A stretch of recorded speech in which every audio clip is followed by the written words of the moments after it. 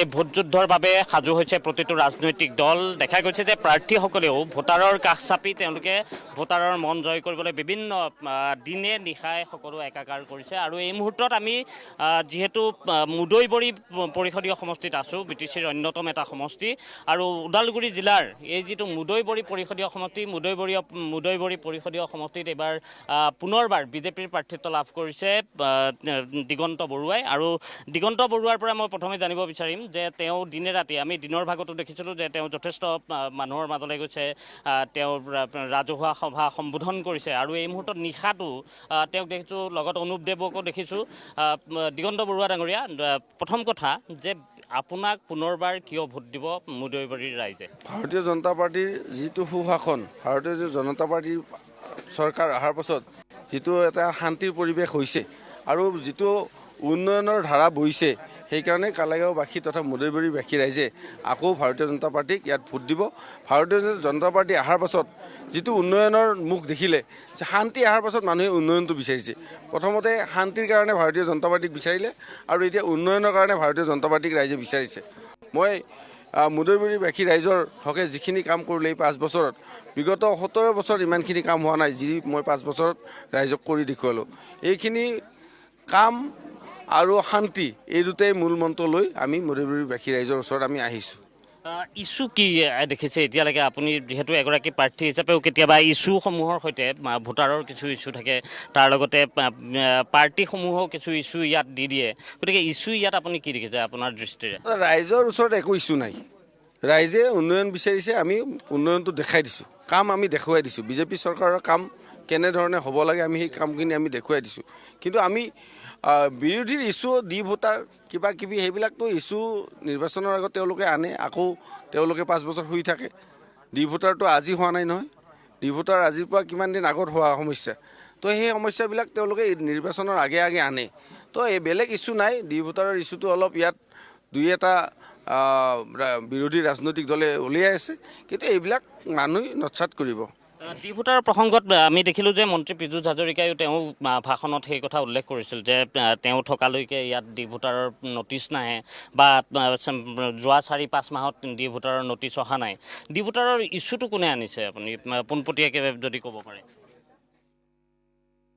ভাৰতীয় জনতা পাৰ্টি থকালৈকে হিন্দু বঙালীৰ কোনো অসুবিধা নাই। সি য'ৰ পৰাই নাহক, ভাৰতবৰ্ষতে তেওঁলোকৰ আশ্ৰয়স্থল। হিন্দু মানুহৰ আশ্ৰয়স্থল হ'ল ভাৰতবৰ্ষ। তেওঁ বাংলাদেশৰ পৰাই আহক, তেওঁ আফগানিস্তানৰ পৰাই আহক, তেওঁ পাকিস্তানৰ পৰাই আহক, সুৰক্ষিত ভৱিষ্যতৰ কাৰণে ভাৰতবৰ্ষই তেওঁলোকৰ একমাত্ৰ আশ্ৰয়স্থল। দেশ বিভাজনৰ পাছত বহুত মানুহ অসুবিধাত পৰিলে হিন্দু বঙালী মানুহক, তেওঁলোকক সুৰক্ষা দিয়াৰ দায়িত্ব আমাৰ পবিত্ৰ ভাৰতভূমিত তেওঁলোকক সুৰক্ষিত হিচাপে ৰখাৰ কাৰণে আমি দায়িত্ব আৰু আমি দায়বদ্ধ, বিজেপি চৰকাৰ আমি দায়বদ্ধ। কিন্তু দি ভোটাৰটো ইছ্যু BPF দলে কেতিয়াবা এনে তেওঁলোকৰ যিটো নেকি সামৰ্থ্যই নাই। দি ভোটাৰ সমস্যা সমাধান কৰাৰ কাৰণে BPF দল চৰকাৰত আহিলেও তেওঁলোকৰ সামৰ্থ্য নাই। ইয়াৰ আগতো তেওঁলোকে 17 বছৰ শাসন কৰিছে, তেওঁলোকে এদিনো মাত ওলোৱা নাই। কিন্তু এইবিলাক তেওঁলোকে নিৰ্বাচনৰ আগত আনি আমাৰ কিছুমান গাঁৱলীয়া, কিছুমান অশিক্ষিত যিটো সমাজ আছে, এই সমাজবিলাকক তেওঁলোকে শিক্ষিত বঙালী সমাজক এইবিলাকক বিভ্ৰান্তি কৰিব নোৱাৰে। কিন্তু কিছুমান আমাৰ যিহেতু আমি গাঁও এৰিয়া, গাঁও অঞ্চল, আমাৰ এই সমষ্টি বেছিভাগ অঞ্চলে গাঁৱৰ, তো গাঁৱৰ মানুহবিলাকক তেওঁলোকে এইবিলাক বিভ্ৰান্তি কৰি ভয় খুৱাই এইবিলাক কাম কৰি আছে।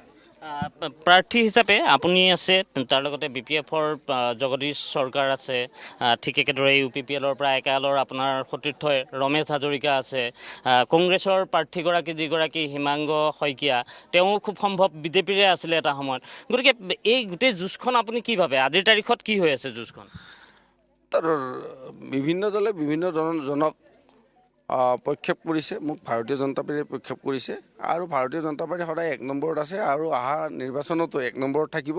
কিন্তু মই কওঁ, মানে বিভ্ৰান্তিকৰ সমস্যাবিলাক দাঙি ধৰি তো প্ৰচাৰ কৰাটো ভুল। ৰাইজক উন্নয়নটো দেখুৱাবলৈ তেওঁলোকে কি কাম কৰিলে, UPPLৰ কথা মই বিশেষ ক'বলৈ নাযাওঁ, কাৰণ তেওঁলোকে ইয়াত শাসনত অহা নাই আৰু কোনোদিন নাহে মুদৈবৰী সমষ্টিত। কংগ্ৰেছটো ইয়াত চিন মকাম নাই। কংগ্ৰেছৰ BTCত কংগ্ৰেছৰ কোনো চিন মকাম নাই। তেওঁলোকে যিমান সমষ্টিতে কেণ্ডিডেট নিদিয়ক কিয়, কংগ্ৰেছ ইয়াৰ পৰা তেওঁলোকে শূন্য হৈয়ে যাব লাগিব। মুদৈবৰী, গতিকে মুদৈবৰীত এটা সময়ত অসম গণ পৰিষদৰ প্ৰাৰ্থী জয়ী হৈছিল। আপুনি এইবাৰ যোৱাবাৰ আপুনি জয়ী হৈছে, এইবাৰ আপোনাক প্ৰাৰ্থিত্ব দিছে। প্ৰাৰ্থিত্ব দিয়াৰ সময়তো ক'ৰবাত বিজেপিৰ মাজতো কিছু খামখিয়ালি আমি দেখিছোঁ, আমি তেনেকুৱা ধৰণৰ বাতৰি দেখিছোঁ, আমি নিজেই তেনেকুৱা ধৰণৰ বাতৰি লাভ কৰিছোঁ। গতিকে এই গোটেই কথাটোত বিজেপিৰ মানুহখিনিক আপুনি একত্ৰিত কৰিব পাৰিছে নাই এতিয়ালৈকে? প্ৰথম কথা কিন্তু ভোটাৰক একত্ৰিত কৰাৰ প্ৰাৰম্ভত আপুনি হয়তো বিজেপি কৰ্মীসকলক একত্ৰিত কৰিব। দলে মোক প্ৰক্ষেপ কৰিছে, দলৰ নীতি আদৰ্শ লৈ মই কাম কৰি আছোঁ। ইয়াত কোনোবা জনে দলীয় টিকেট নাপাই বিসম্বাদ কৰিব পাৰে, সেইটো এটা স্বাভাৱিক কথা। চবৰে আশা থাকে প্ৰতিনিধি হোৱাৰ, আৰু কিছুমানে দলীয় টিকেট নাপাই বেলেগ দলত জইন কৰে। ঠিক তেনেদৰে ৰমেশ হাজৰিকাৰ এটা হয়তো আশা আছিল নিৰ্বাচন খেলিম বুলি, যিহেতু দলে মোক মানে প্ৰাৰ্থিত্ব দিব বুলি তেওঁ আগতীয়াকৈ গম পায়, তেওঁ বেলেগ দললৈ গ'ল। তো তেওঁলোকৰ সেইটো কথা। কিন্তু মই যিহেতু বিজেপিৰ হৈ আহিছোঁ, বিজেপিয়ে মোক পঠাইছে আৰু বিজেপিৰ হৈ মই কাম কৰি যাম, আৰু বিজেপিক ৰাইজে গ্ৰহণ কৰিব। বিজেপিক ৰাইজে গ্ৰহণ কৰিব আপোনাৰ মতে? এতিয়া ইয়াত প্ৰায় ৭৪,০০০ ভোটাৰ, ৭৪,০০০ ভোটাৰক কেনেকৈ ধৰণে আপুনি কাষলৈ গৈছে? দিনত মিটিং কৰিছে দেখিছোঁ, এনেকুৱা সৰু সৰু মিটিং হৈছে, আৰু কিবা চোতাল বৈঠক বা অন্যান্য কিবা তেনেকুৱাও আছে নেকি? তো আমি মোৰ কাৰ্যকালত সকলো জাতি জনগোষ্ঠীক লগত লৈ আগবাঢ়িছোঁ। মই মোৰ ভাষণত কৈছোঁৱে, ক'ৰবাত যদি মই মন্দিৰ বনাইছোঁ, ক'ৰবাত মই কালী মন্দিৰ বনাইছোঁ, ক'ৰবাত নামঘৰ বনাইছোঁ, মই মছজিদো বনাইছোঁ, মই গীৰ্জাও বনাইছোঁ। মই এইবিলাক ধৰ্মীয় অনুষ্ঠানৰ কথা কৈছোঁ। কিন্তু ৰাস্তা ঘাটটো আছে। কালাইগাঁৱত যদি আপোনালোকে 5 বছৰ আগত আহিছিল, কালাইগাঁও টাউনৰ মাজমজিয়াৰে ৰাস্তাৰ যি অৱস্থা আছিল, গাঁৱততো আৰু ক'বই নালাগে। BPFৰ শাসনকালত ইয়াতে এটাও ৰাস্তাও ACC ব্লক হোৱা নাই। আমি যিটো উঠি আছোঁ এইটো ৰাস্তাও মোৰ কাৰ্যকালতে হৈছে। তো আপোনালোকৰ গাঁৱে ভূঞে যদি আপুনি থাকে দুদিন গম পাব আমি কিমান ৰাস্তা বনালোঁ। মাননীয় মুখ্যমন্ত্ৰী মহোদয়ৰ প্ৰচেষ্টাত, আমাৰ BTC প্ৰধান প্ৰমোদ বড়োৰ প্ৰচেষ্টাত আমি বহুতখিনি কিন্তু ৰাস্তা ঘাট, আমি পথ যোগাযোগ আমি বহুত উন্নত কৰিছোঁ। তো এইবিলাক কথা আমাৰ আছে। আমি কোনো জাতি জনগোষ্ঠীক আমি বাদ দিয়া নাই। সকলো ঠাইতে সকলো লোকক লৈ আমি উন্নয়নৰ কাম আগবঢ়াই নিছোঁ, আৰু এইটোৱে মই আগত লৈ এই নিৰ্বাচনত মই ৰাইজৰ কাষলৈ আহিছোঁ। অনুপদেৱ আছে। অনুপদেৱ, কেনেকুৱা লাগিছে প্ৰচাৰ চলাই? আপোনাক দেখিছোঁ, আপুনি উদাত্ত ভাষণ দিছে। বাঙালী ভাষাতে আপুনি যিসকল ইয়াত লোক আছে বাঙালী ভাষী লোকসকল, তেওঁলোকৰ কাষত আপুনি ভাষণ দিয়া শুনিছোঁ। আজি মই 2-3 দিন ধৰি ইয়াতে আছোঁ। মোক অসম প্ৰদেশে আজি মোক ইয়াত দায়িত্ব দিছে, এই মুদৈবাৰী সমষ্টিখন চোৱা চিতাৰ কাৰণে মোক দায়িত্ব দিছে। সেই নিমিত্তে মই আহিছোঁ ইয়াত। আজি যিখিনি মই কাৰ্যকৰ্তাৰ যি উৎসাহ চাইছোঁ, জনসাধাৰণৰ যি উৎসাহ চাইছোঁ, সেইখিনি আমাৰ দৃঢ় বিশ্বাস আছে ভাৰতীয় জনতা পাৰ্টি ইয়াত পাৰ্টিৰ বিপুল ভোটত জয়যুক্ত হ'ব। সেইখিনি আমি দৃঢ় বিশ্বাস আছে, কাৰণ জনসাধাৰণ উৎসাহ। আৰু যেনেকৈ সাৱৰি আপুনি আজি এইখন সভাতে চাওক কি ধৰণে ধৈৰ্য ধৰি তেওঁলোকে দিগন্ত বৰুৱা ডাঙৰীয়াক লগ পোৱাৰ কাৰণে, ভাৰতীয় জনতা পাৰ্টিৰ প্ৰাৰ্থীক লগ পোৱাৰ কাৰণে প্ৰায় 1-1.5 ঘণ্টা ধৰি তেওঁলোকে বহি আছে। এইখিনিতে গম পোৱা যায় যে আজি ভাৰতীয় জনতা পাৰ্টি কি ধৰণে আগবাঢ়ি গৈছে আৰু জনতা পাৰ্টি কি ধৰণে আঁকোৱালি লৈছে জনসাধাৰণে, সেইখিনি আপোনালোকে নিজে দেখা পাইছে। কাৰণ এটা বস্তু চাওক, 2016 চনত ভাৰতীয় জনতা পাৰ্টি অসমত চৰকাৰ হোৱাৰ পাছত তাৰ আগৰ যি অসমৰ প্ৰতিচ্ছবিৰ লগতে বড়োলেণ্ডৰ যি প্ৰতিচ্ছবি আছিল, সেই প্ৰতিচ্ছবিখিনি আপোনালোকে নিজে বিবেচনা কৰিব পাৰে। আজি সাংবাদিকসকলে গোটেইখিনি চাই আছে। এটা বস্তু চাওক, মানুহ উন্নয়নৰ লগে লগে আন এটা বস্তু হৈছে শান্তি, আৰু যি শান্তি আজি বড়োলেণ্ডত হৈছে সেইটো হৈছে ভাৰতীয় জনতা পাৰ্টি চৰকাৰ অহাৰ পাছত আজি শান্তি। আজি কিমান মাতৃয়ে তেওঁলোকৰ কুল খালী কৰি দিব লগা হৈছে, কিমান মাতৃয়ে তেওঁলোকৰ সন্তান হেৰুৱাব লগা হৈছে, কিমান তিৰোতাই তেওঁলোকৰ স্বামী হেৰুৱাব লগা হৈছে, কিমান ল'ৰা ছোৱালী পিতৃ হেৰুৱাব লগা হৈছে। এই গোষ্ঠী সংঘাত যিখিনি হৈছে, এই গোষ্ঠী সংঘাত কিন্তু ভাৰতীয় জনতা পাৰ্টি চৰকাৰখন অহাৰ আগত যিখিনি হৈছে, কিন্তু চৰকাৰ অহাৰ পাছত কিন্তু সেইখিনি শান্তি বিৰাজ কৰিছে।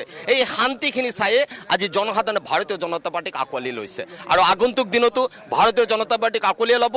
আৰু 2026 যি নিৰ্বাচন হ'ব, এই নিৰ্বাচনতো ভাৰতত অসমত আকৌ দিছপুৰৰ চৰকাৰ হ'ব। অসমৰ মুখ্যমন্ত্ৰী হিমন্ত বিশ্ব শৰ্মাৰ নেতৃত্বত ধুবুৰীৰ পৰা শদিয়ালৈকে লগতে বৰাক বেলিতো বিজেপিৰ জয়গান হ'ব। গোটেই ঠাইতে জয় জয় আকাৰ হ'ব আৰু উন্নয়নৰ জোৱাৰ বব। BTC নিৰ্বাচনলৈ আহি এনেধৰণেই 26ৰ কথাও তেওঁলোকৰ মুখত ওলাইছে, বিজেপি নেতাৰ মুখত। আৰু এনেধৰণে BTC নিৰ্বাচনৰ যি প্ৰচাৰ, সেই প্ৰচাৰ এতিয়া তুংগত থকা দেখা গৈছে।